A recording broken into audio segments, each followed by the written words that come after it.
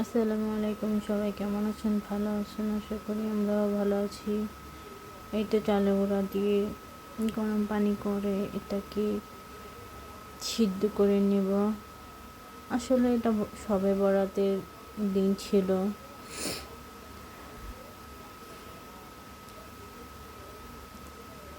এটা কিভাবে পানি দিয়ে একটু রেখে দিব, সিদ্ধ হবার পরে দেখবেন এই কালারটা কিভাবে চেঞ্জ হয়ে যায়। এখন তো এটা কাঁচা, এর জন্য এরকম দেখাচ্ছে। সবাই আমাদের সাথে থাকবেন।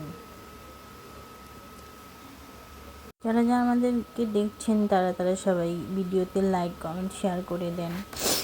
এই তো দেখুন হয়ে গেছে। আসলে সিদ্ধ হলে যা যেরকম দেখা যায়, দেখেন পানির মতো কীভাবে ছচ্ছল হয়েছে এটা। এখন এটাকে ভালো করে ডলে নিব সুন্দরভাবে। তারপরে চলে আসছি রুটি ভাজার পালা। চালের আটার রুটি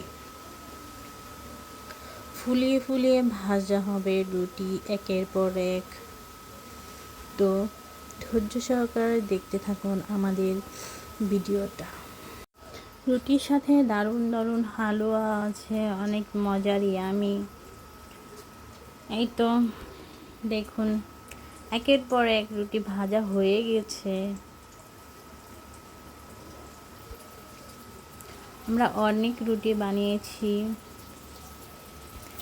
সবাই আমাদের পাশে থাকুন, আমাদের সাপোর্ট করুন, যেন আমরা আপনাদেরকে ভিডিও দেওয়ার জন্য আগ্রহী থাকি।